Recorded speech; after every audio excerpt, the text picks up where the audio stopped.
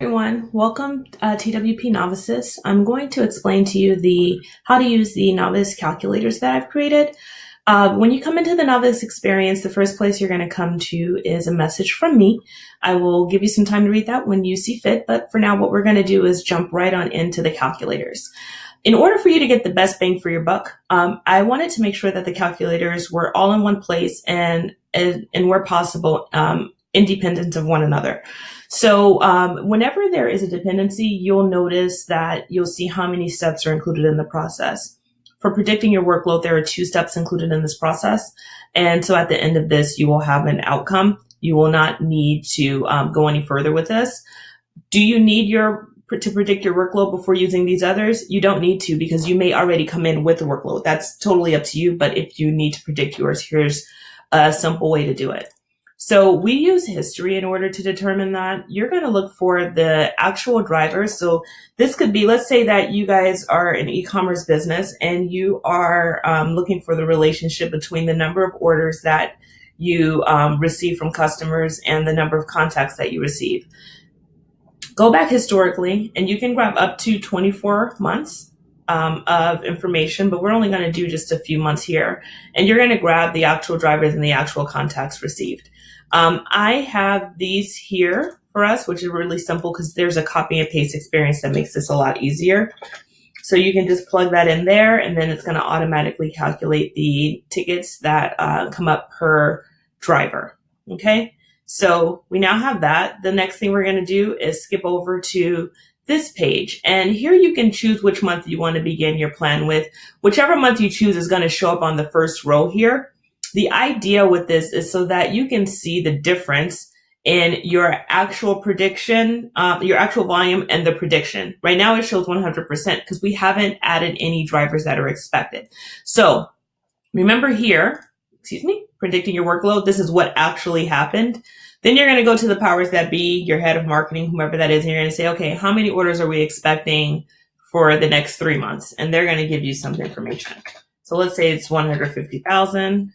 We'll just keep this simple and we'll assume that everything's growing, right? Because growth is good, right? So now we have the number of, make that 200,000.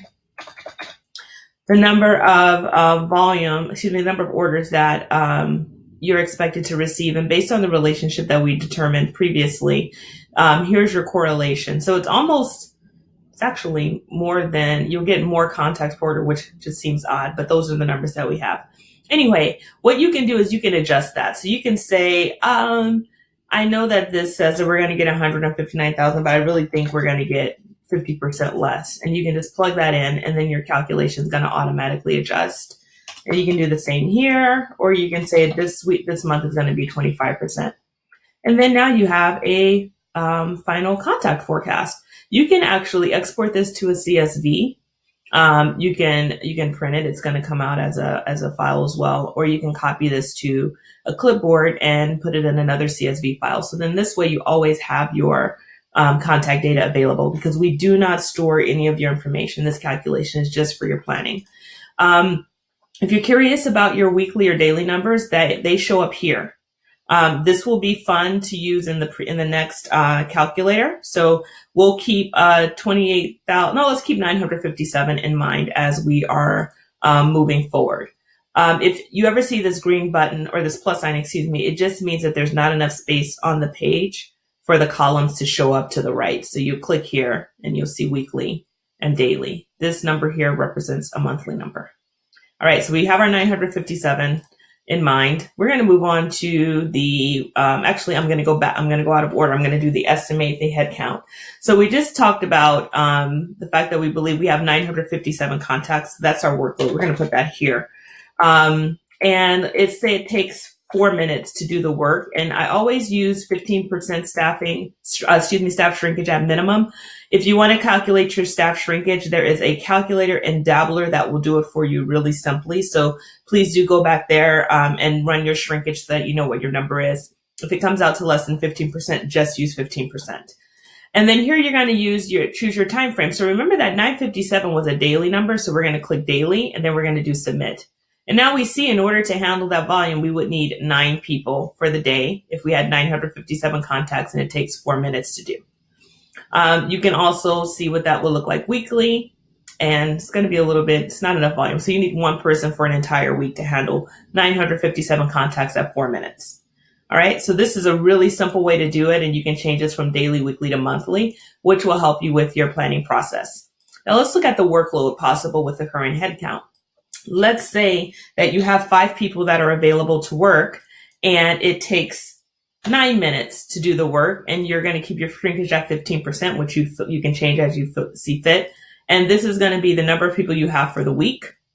Then your capacity is 1,159 contacts for that week. So this is really helpful when you're trying to understand, when am I going to go into backlog? Am I going to go into backlog? How do I avoid a backlog?